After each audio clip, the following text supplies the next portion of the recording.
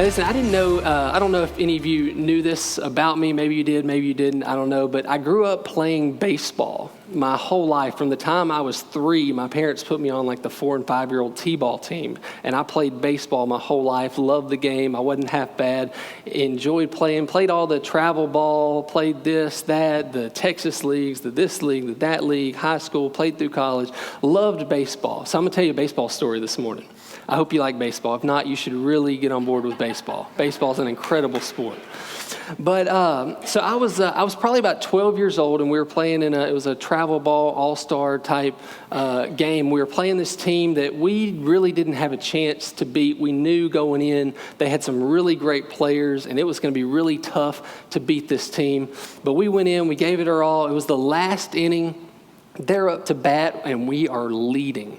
Things are looking good. But you know how it always happens in the movies. There's 2 outs and like the home run hitter, the big sluggers coming up to bat, games on the line. Well, we found ourselves in that situation, but it's the other team now has the chance to win the game. There's sluggers coming up, and it's not looking good for us. This guy was really good. I mean, as a 12-year-old, I'm pretty sure he already had a beard and he's bulk. And he was intimidating. So he gets up, 2 outs, and wouldn't you know it, he unleashes on a baseball, crushes it. I can't even tell you how far it went over the fence. And I mean, we're just hanging our heads, that's it. Everybody thought we were going to lose, and sure enough, we lose. They're running out of the dugout, they're celebrating. The guy was so excited about hitting the home run, the game-winning home run. He's high-fiving his coach as he goes around first base. He jumps up in the air, goes all around the bases, touches home, and our coach comes running out on the field and appeals it.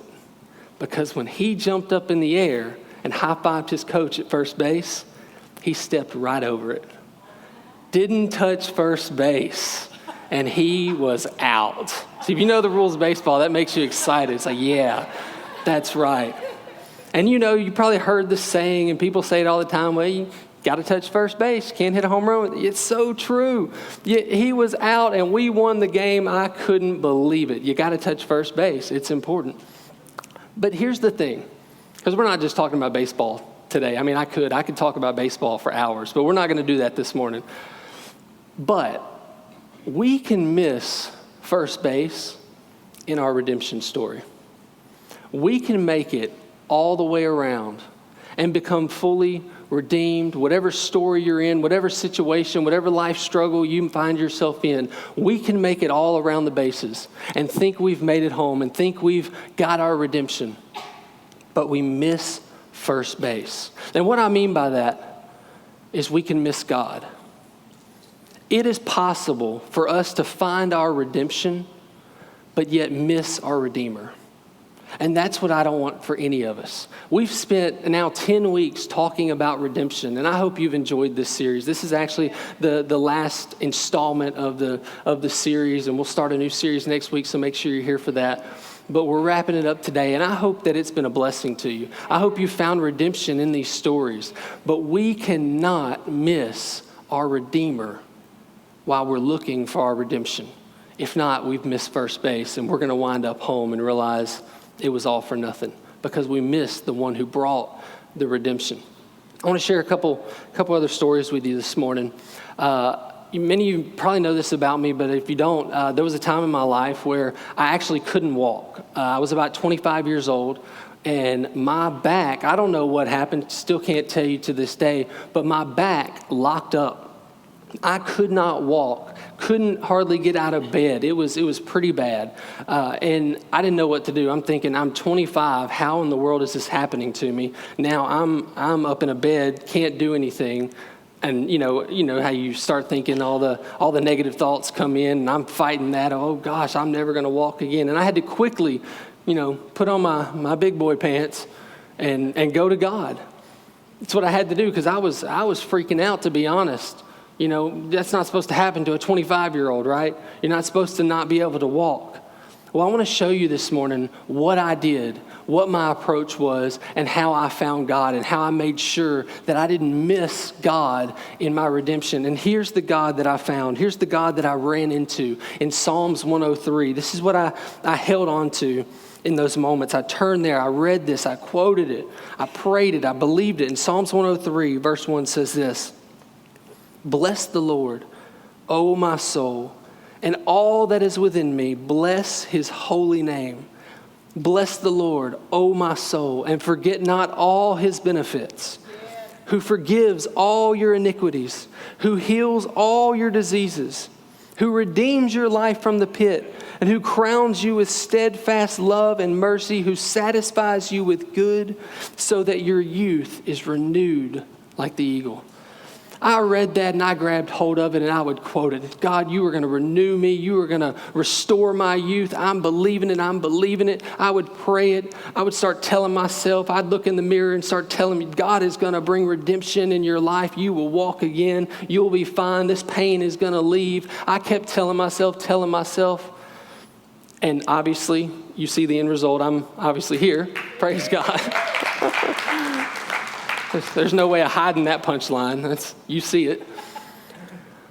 But my goodness, I had to go after God in that moment. And God healed me. He restored me. Now, that wasn't some supernatural miracle like we want sometimes. We want God to just step in and just heal us. But he led me to a surgeon. And he led me to a surgeon that he performed the surgery, healed my back, and I give God the full credit for everything that took place. God led me to it because it was something that I was not going to do. I refused. I am not. I'd seen other people that had back surgery, and I said, I'm not doing this.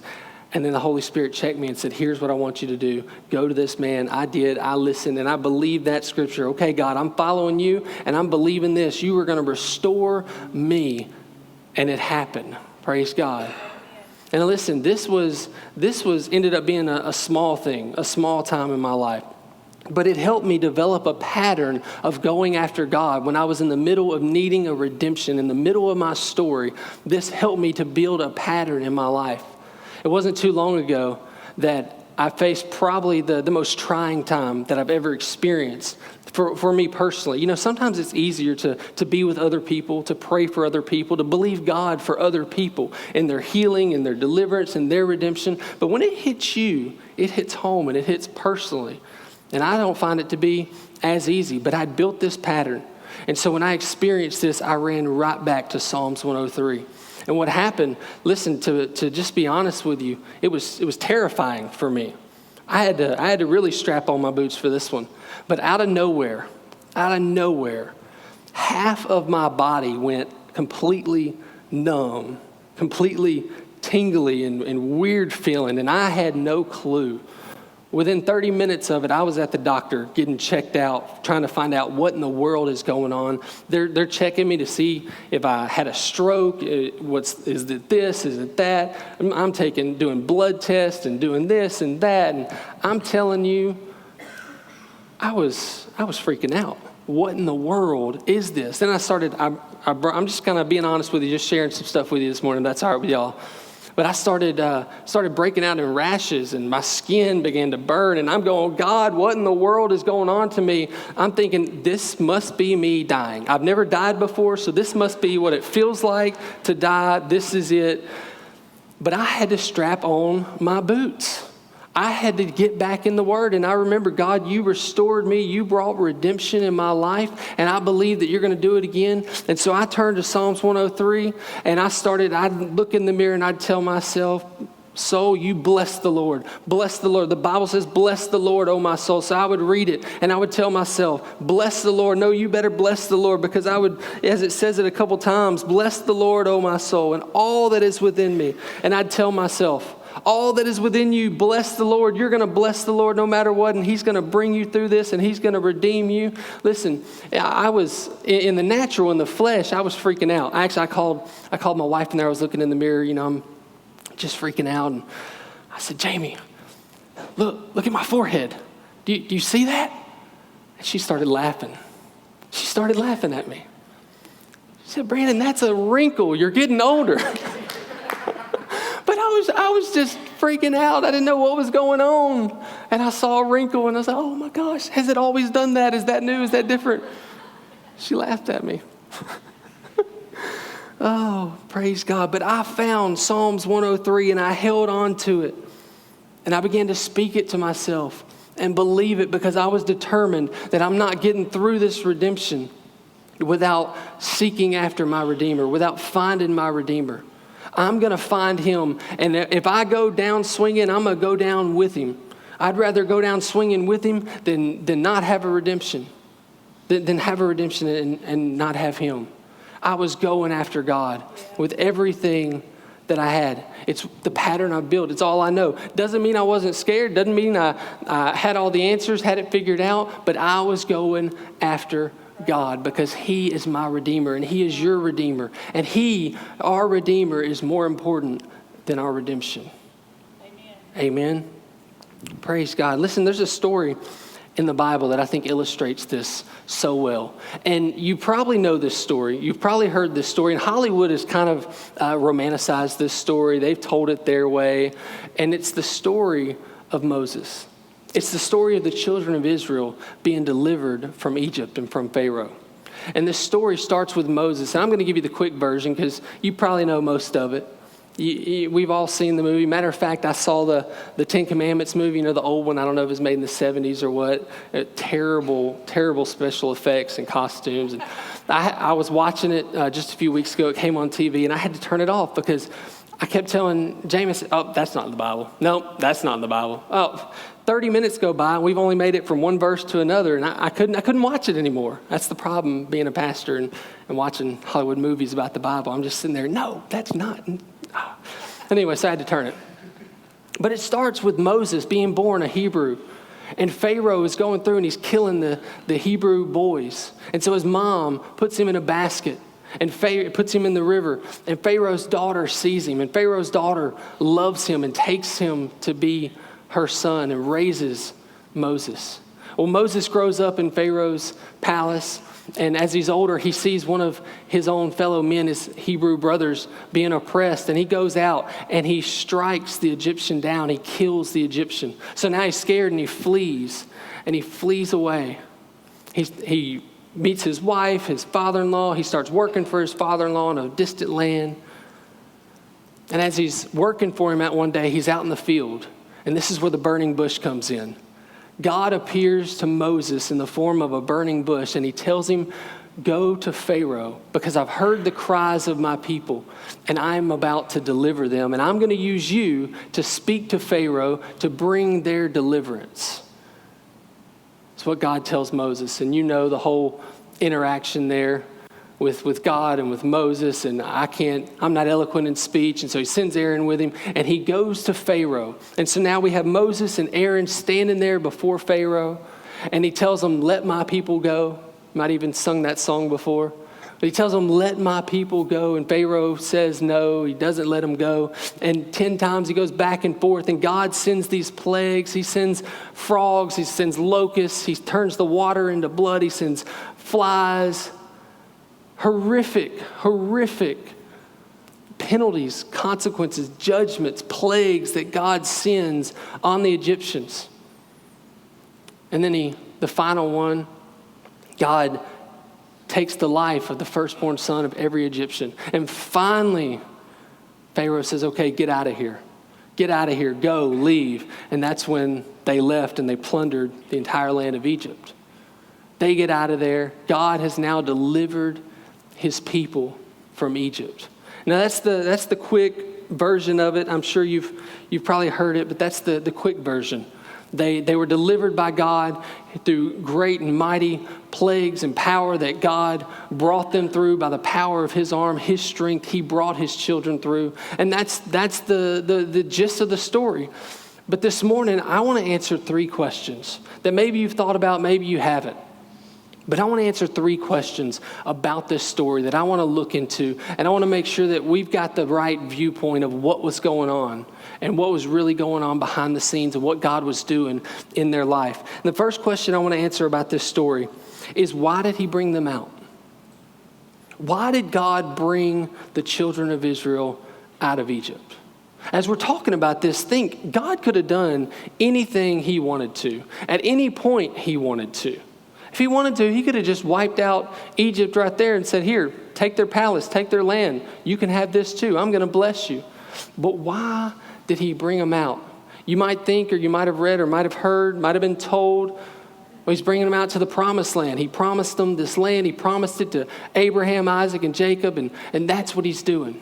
But I want to challenge that thought just a little bit this morning and say this, that I believe God was bringing them out to meet him.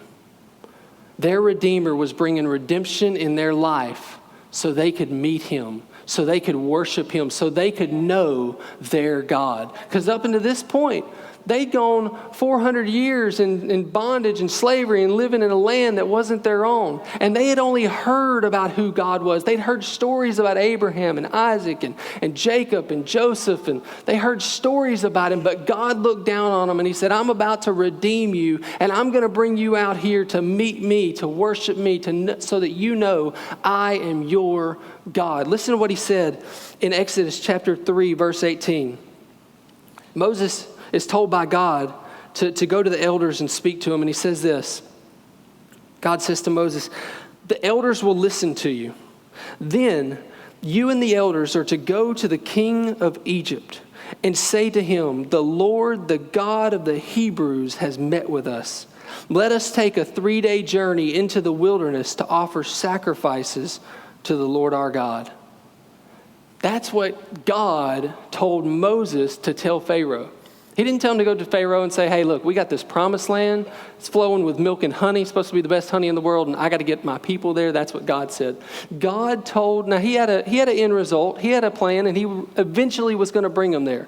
But the very first thing God said to Moses to tell Pharaoh was, let my people go on a 3-day journey so they may sacrifice to me, so they may worship me. That was God's original intent. That was his original plan. He had more redemption to come, but he wanted to bring them out so they could meet their God. That's good. Another question I want to answer is, where did he bring them to? I already talked about it, but I want to highlight this so that we all see this. Where did he bring them to? He didn't just bring them to the promised land. He didn't just bring them out of Egypt and say, here's the promised land, go right over, here it is. He brought them out into the wilderness. That's what the scripture says. Let us take a 3-day journey into the wilderness to offer the sacrifices of our Lord. Listen, it was more important to God that his children went out into the wilderness to meet him than it ever was that they got to the promised land. He knew they were going to get to the promised land. He knew eventually it was going to happen. But before it ever happened, he wanted them to meet him. He wanted them to know, I am your God. I am your Redeemer. Meet me, know me, experience my love.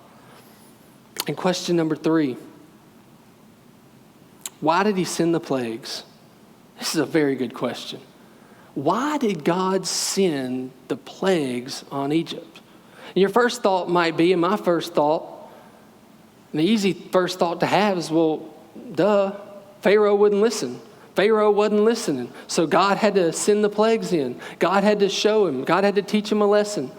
If Pharaoh would have just listened, Pharaoh wasn't going to listen. God knew Pharaoh wasn't going to listen. But God could have done anything he wanted. He could have just backhanded Pharaoh. He could have flattened Egypt. He didn't have to do all these things that he did. And the whole time these 10 plagues are taking place, not one thing happened to the Israelites in the land of Goshen. God had his people completely protected. The Bible says that it was completely dark. Not one person could even move because they couldn't see. It wasn't like just turning off the lights and you can still see a glow. He made it so dark in Egypt that a person couldn't even move. They were afraid and terrified to even move, but yet it is bright as day over in the land of Goshen. He protected his people, and they can look over there and see, my God is doing that. As frogs are coming in, as locusts are coming in, and flies are coming in, as their firstborn child was taken, the Israelites could look over and see the mighty hand of God, his power on the plagues and his power for their protection. Not one of them was affected by this. The water turned to blood. The Egyptians couldn't drink. The Israelites could. They were protected. So why did God do this? I want to read this scripture. In Exodus chapter 6, verse 6, He says this, "Say therefore to the people of Israel, I am the Lord, and I will bring you out from under the burdens of the Egyptians, and I will deliver you from slavery to them.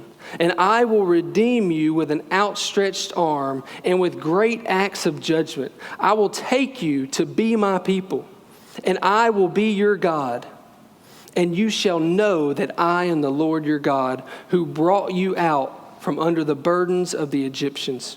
I will bring you into the land that I swore to give to Abraham, to Isaac, and to Jacob. I will give it to you for a possession. I am the Lord." I'm going to back up and read this again. In verse 6, "I will deliver you from slavery to them. I will redeem you with an outstretched arm and with great acts of judgment." He says, you will know that I am your Lord. You will know that I am God. With these great acts, you're going to see it and you're going to know, and you're not going to be able to question in your heart. You are going to know. I am going to show you, because God wanted his people to meet him. He wanted them to know how powerful he was. He wanted them to know and see his goodness, his strength, and they would never question again. It's what God wanted. It's what he desired. It had nothing to do with Pharaoh. Pharaoh, that was judgment on Pharaoh. The hardening of Pharaoh's heart was his own judgment. Pharaoh worshiped idol gods. That was coming to him. And God could have done it any way he wanted, but he wanted his people to see, I am the Lord who redeems you, who heals you, who restores you. And God brings them out through his mighty works and power, and their lives are redeemed. The entire redemption of the Israelites was about them meeting God. He was going to keep his promise. They were going to find the promised land. That was going to happen. But he wanted them to meet him. And yet, the Israelites still didn't get it. This is the next part of the story that really baffles me. So God has now delivered the children of Israel through mighty works, through supernatural works that only he could do. And yet they still didn't get it. They're now out of Egypt, and they find themselves at the Red Sea. And God has already delivered them, already provided for them, but they look back and they see Pharaoh coming at them with all his chariots and all his men. And they look at Moses and say, why did you bring us out here just to kill us? Were there not enough graves in Egypt? Could we not have just died there? I'm mind blown. I'm speechless that God just delivered you in such a mighty, powerful way. And the second you see adversity, you turn your back on God. Why, God, why would you do this to us? That was their first thought. And they complained to Moses. And later we read that when they were complaining to Moses, they weren't just complaining to Moses, but they were complaining against God. That's what Moses told them. When you complain against me, know that you're complaining against God. That complaint was against God. Then they needed water, and the water was bitter and they couldn't drink it. So they complained again. They complained to God, complained against God. And Moses takes a stick, throws it in the water. And how many times you thrown a stick in the water and it made it good to drink? I promise, don't go to Kincaid and throw a stick in the water and try to drink it. It's not going to work. God worked a supernatural miracle and made the water drinkable for them. And yet still, they complain again. Would you bring us out to the desert? We need more water. So God brings water from a rock. And yet, they're still complaining. Well, we need food. Would you bring us out here to die? And then they said, we had more food and bread. We had meat and pots of bread. All we could eat back in the land of Goshen when we were slaves. No, they didn't. They'd lost their mind. God had been providing for them this whole time. And so what does God do? He says, I'm going to show you that I am your God.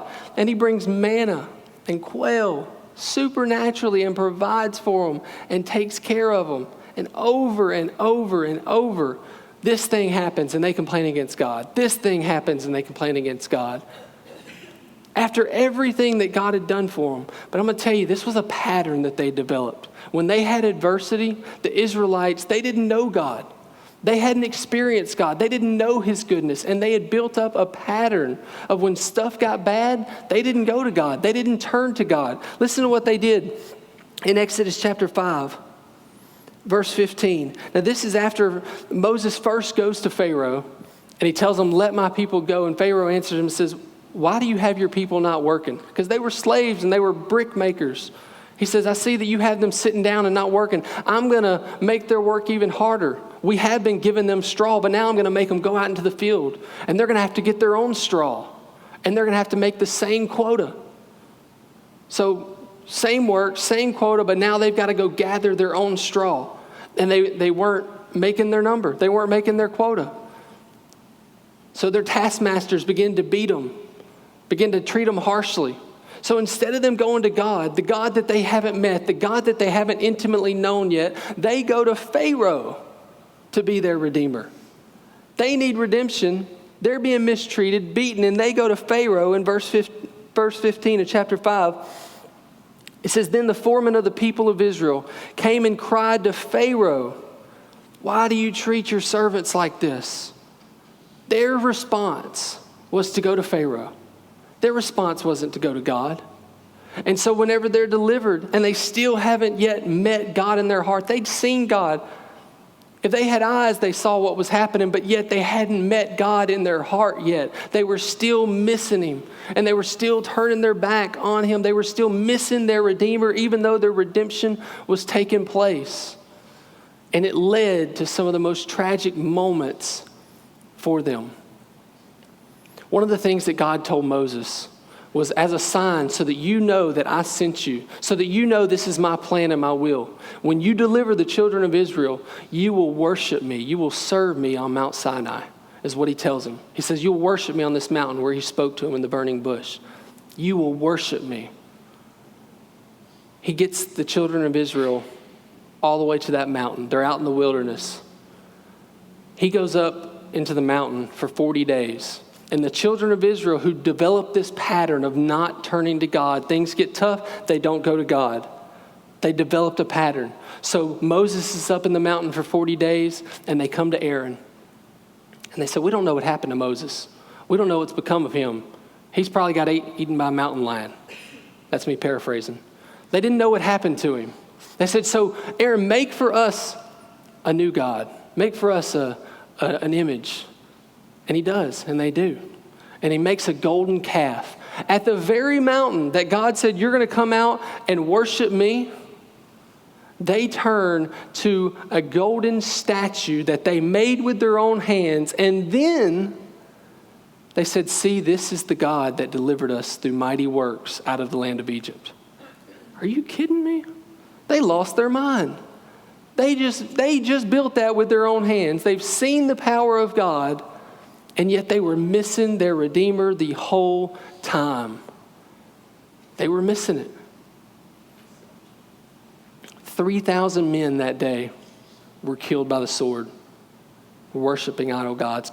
Moses comes down and he tells the Levites, take up your sword and go through the camps and kill mother, brother, father, son, wipe them out. And they showed that they feared the Lord in that moment. And ultimately, this pattern continued in their life.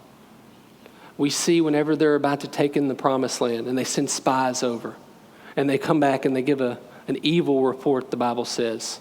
An evil report. We can't do it. We can't take this land. They're full of giants. There's no way we can overtake them. The Bible says it was an evil report. They didn't trust in God. They didn't turn to God. And this entire generation never made it to the promised land. This entire generation that had seen the mighty works of God, seen the redemption of God, seen his hand move in their life, and yet they never saw the full promise, all because they missed their Redeemer. They missed the one that was bringing redemption in their life. Their eyes were focused, their hearts were focused on whatever else. I don't know how they missed it, but they missed it. And they missed it over and over and over. It was a pattern in their life, and they missed it. We have got to make sure the pattern of our life, no matter what the circumstance, no matter what your story, what your redemption looks like, whatever your need is, whatever your hurt is, our pattern that we have got to develop is I'm going to turn to God. Even when I don't understand, even when I don't have all the answers, I don't know how to work it all out, I'm going to turn to God. That has got to be the pattern in our life.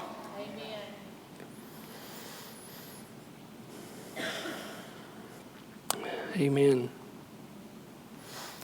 While looking for our redemption, we cannot miss our Redeemer. There's another story I want to tell you real quick. It's about a leper. In the book of Matthew, we're told of this story. We don't even get this guy's name, but he's a leper. If you know anything about leprosy, it's a horrific, terrible disease with skin boils and numbness. You can't feel your extremities, your arms, your hands, your legs. Things go numb. You get terrible boils. Your skin begins to rot. The stench you can smell from hundreds of yards away. It's a terrible disease. Back then, the people that had leprosy had to stay outside of the city walls. And if they came near anyone or anyone came near them, they had to cry out, unclean, unclean. They had to declare it so people would stay away from them. People, not only could they not touch them or even want to touch them, they had to stay far away from a person that had leprosy. It affected their vocal cords. They could barely speak, so with their raspy voice, they would barely get the words out. Unclean, unclean. And in the book of Matthew, we see this encounter with Jesus. Matthew chapter 8, verse 2. Like I said, we don't even get this guy's name. He only has 2 verses in here. But he has such a powerful story of redemption. In Matthew chapter 8, it says, and behold. It's telling us, take note, take notice. Don't just read over this, but put it in front of you. Learn from this. Behold it. Look upon it and learn from it. And behold, a leper came and worshiped him, saying, Lord, if you are willing, you can make me clean. Then Jesus put out his hand and touched him, saying, I am willing. Be cleansed. Immediately, the leprosy was cleansed. Immediately. There's 2 things I want to show you in this story that are so powerful. This man who was dying from leprosy, this horrific disease, his first response was, I'm going to Jesus and I'm getting down on my knees and I am going to worship him. He worshiped Jesus. He saw Jesus as the Son of God and he got down and worshiped him. More than his redemption, he identified God for who he is. He went after God and he worshiped God. I believe that should be our response. No matter what our situation is, our first response is, my redemption is secondary. Whatever our redemption might be, it's secondary, because if I miss the Redeemer, what's the point of the redemption? This leper who hadn't had human contact, probably hadn't had a conversation even with people except telling them, I'm unclean, runs to the feet of Jesus, gets down, and the first thing he does is he worships and acknowledges God for who he is. And I believe because of that, Jesus did this next thing. Jesus healed him. He brought his redemption. His leprosy left him immediately. But have you ever noticed in Scripture, Jesus often says, someone comes to him for healing and he just speaks it. He speaks it. He says, be thou clean according to your faith. According to your faith, be clean. Or he would send his word and someone's servant or someone's daughter would be healed. Or he told Lazarus, rise up. Yeah. He just healed people. He spoke it and he healed people. But this man got more than a redemption that day. He felt the touch and the hand of God on his life. He hadn't been touched by a human being in God knows how long.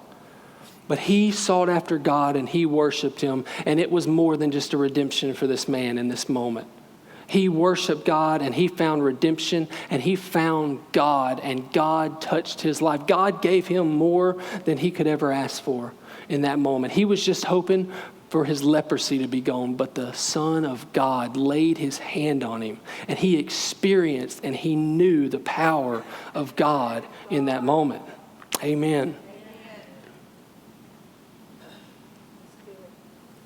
You know, here's perhaps the most worrisome thing about this entire message, and the thing that bothers me the most about what I see in the Israelites.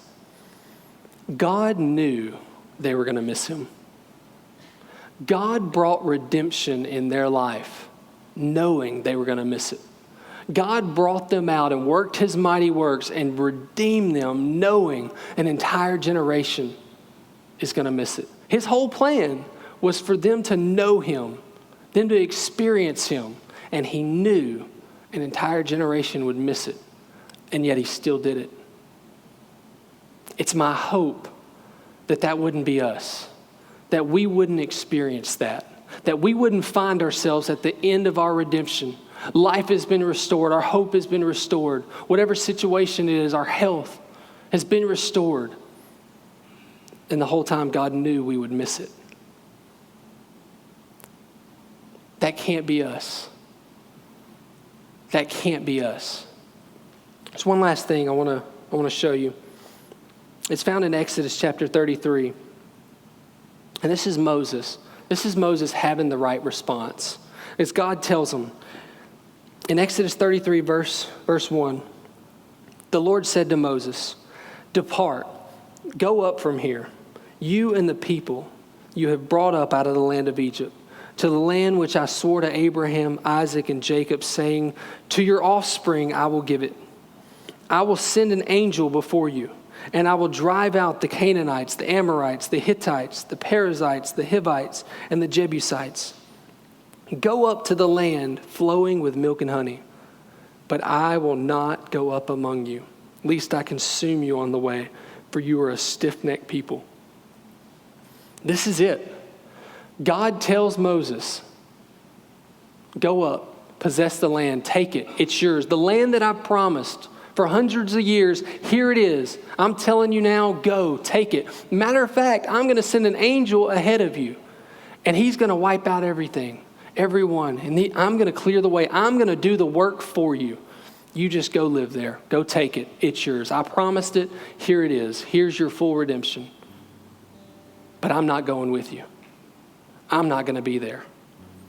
And it's so important that we see what Moses says. Here's Moses' response in verse 15.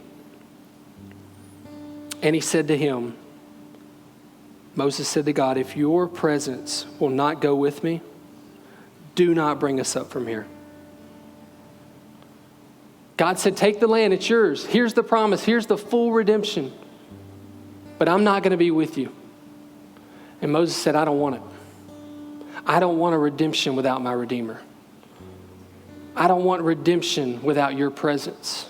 Moses got it. Moses got it. And I believe that's what we've got to get.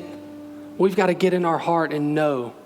And get to the point that it doesn't matter what the redemption looks like, what our story looks like, what our life and what our hope might be, what we might need. We've got to get to the point of saying, God, if I don't have you, I don't want that redemption. But God, I want to find you. I want to be like this man that had leprosy. I want to go to you. I want to worship you. I want to find you. And let the redemption be a byproduct. You are the Redeemer, so you're bringing redemption, so I'm going after you. It's the only advice I have today. And it's the only thing I knew to do in my redemption. I am going to God because I don't know what else to do. I am going to jump in your word. I'm going to read your word. I'm going to listen to your word. I'm going to meditate on your word. I'm going to pray your word. I'm going to speak your word. I'm going to worship you. And God, I'm going to go after you with everything I have because you are the Redeemer and you bring redemption in our lives. When you're going for your redemption, don't miss your Redeemer. Amen. Can I pray for you this morning?